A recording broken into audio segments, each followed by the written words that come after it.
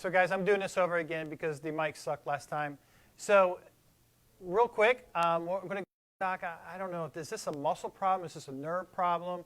How do I know the difference? And that's a great question, so I thought I'd take 2 minutes and answer that question. And so, you know, we all had that experience of that tight muscle, your neck, your traps, and everything else being really tight, correct? And we might go see a massage therapist. We might even get adjusted. We might even, you know, do some kind of stretching on a foam roller. And it feels great while you're doing it.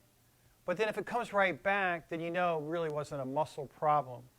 Now, the muscle is just a direct result of the original problem, which is usually a nerve problem, because when we have these postures that we're sitting all day long, we're walking on concrete all day long, we haven't evolved to the point to where our spine can handle it, and they get stuck.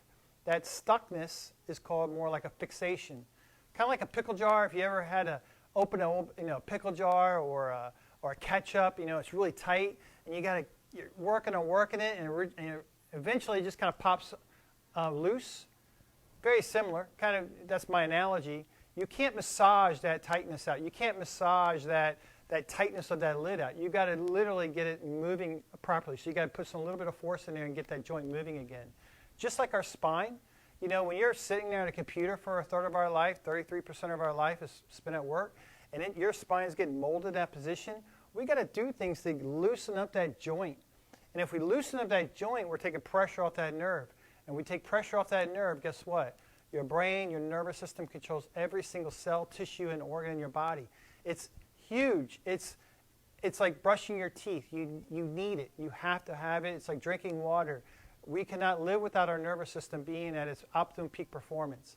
And that's what we do as chiropractors. We remove that interference by making sure these joints are moving properly at every space so that our organs, like our thyroid, our adrenal glands, our stomach, our large intestine, small intestine, so our digestion can all work normally.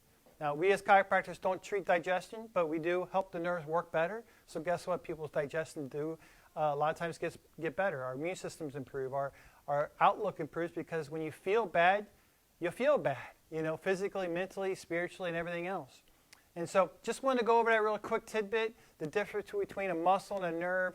Real quick plug for my Facebook Live today at 12:30. I've been working hard on this one. It's 3 life-changing tips to live a 100-year lifestyle. And so I hope you join me. It'll be on Facebook. And have a great quarantine Monday.